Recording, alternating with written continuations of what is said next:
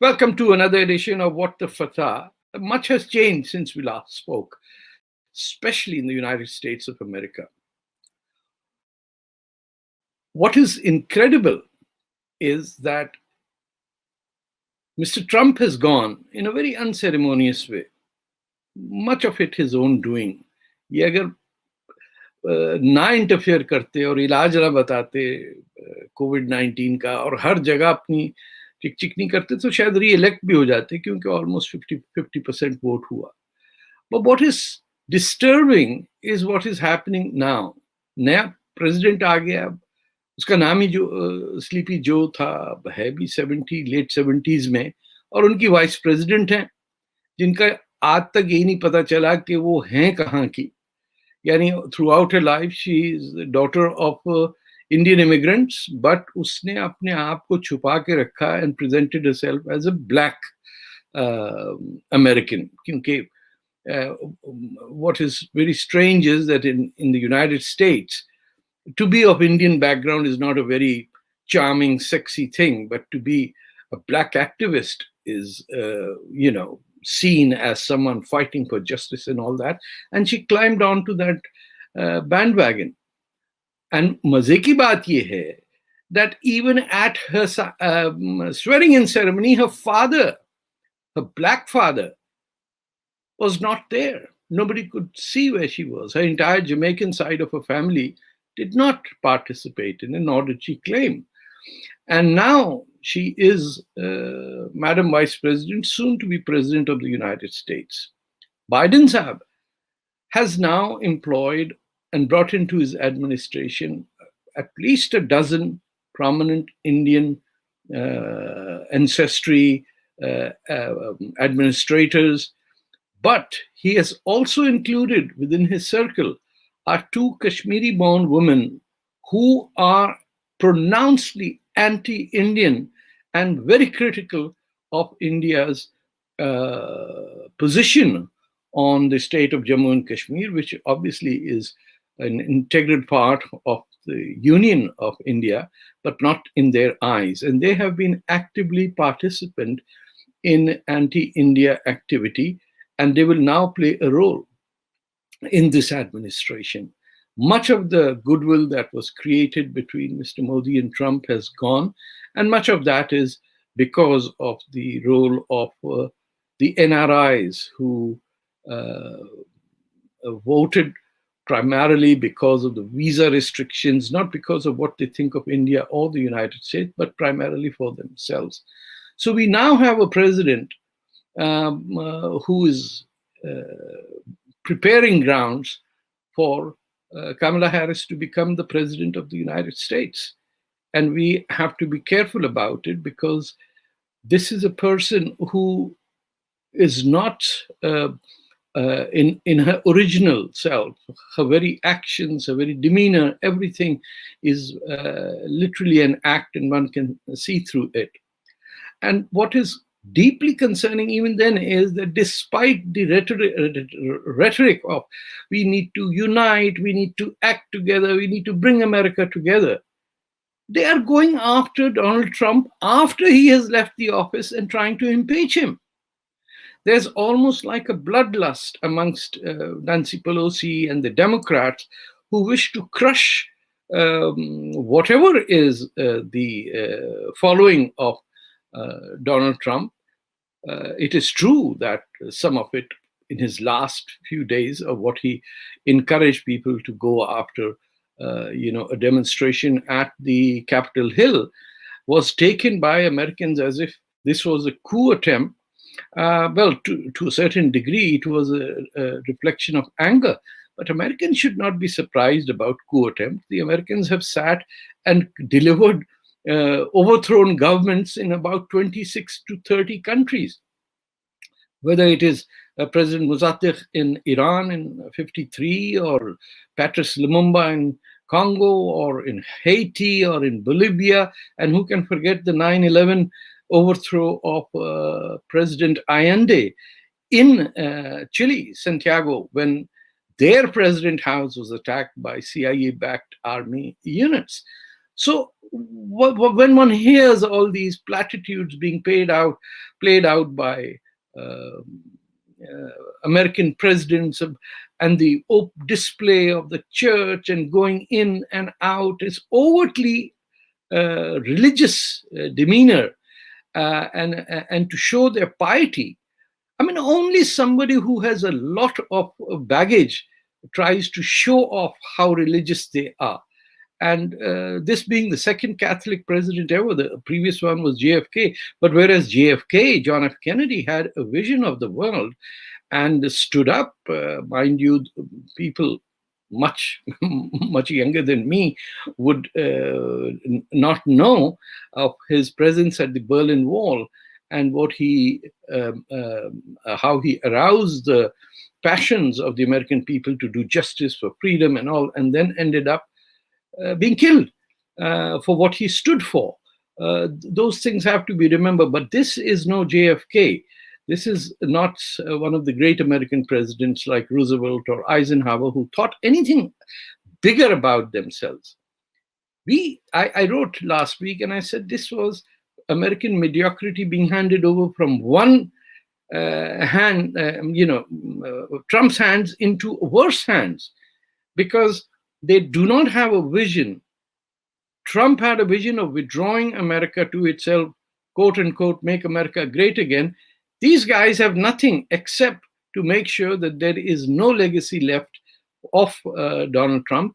And this will not happen because close to 50% of the American population, and there's a very strong racial divide. A lot of Americans feel that what they inherited or what their great grandparents created since 1776 into a land where the First Amendment, the right to free speech, the right to full expression, and of course the equal rights of people, which came much later by the banishment of slavery, they have certain principles to stand on. And today, even before he had gone, we saw multi-billionaires declaring the president of the United States as unworthy of even tweeting on Twitter. So you can imagine who runs the United States of America today. It is not those who get elected, but it is those who have enough money to manipulate any change they wish to at the top. If Trump did not pay much attention to them, that president will be turfed, no matter how the outcome is. And if not, they will go after his blood, as we are seeing now that despite talking great in speeches about unity and we are the United States of America, not the divided States of America, you're doing exactly the opposite. And your relationships around the world will reflect it. The number one enemy that stands against the free world today is the Communist Party of China. It's the same country that has eyes, has taken over Pakistan, has repeatedly attacked India on its border, that has eyes on every country it borders on, even Taiwan, Singapore, Hong Kong, every place is under the watchful eye of the Chinese. And instead of taking on China, the new administration has gone along by China putting the entire Trump administration on a blacklist. And in a city that is supposed to be the citadel of freedom and everything, there were 25,000 troops guarding the swearing-in ceremony. And people alarmed by it, but they shouldn't be. They've done it in Baghdad, they've done it in Libya, they've done it in the Congo, they've done it in Ghana.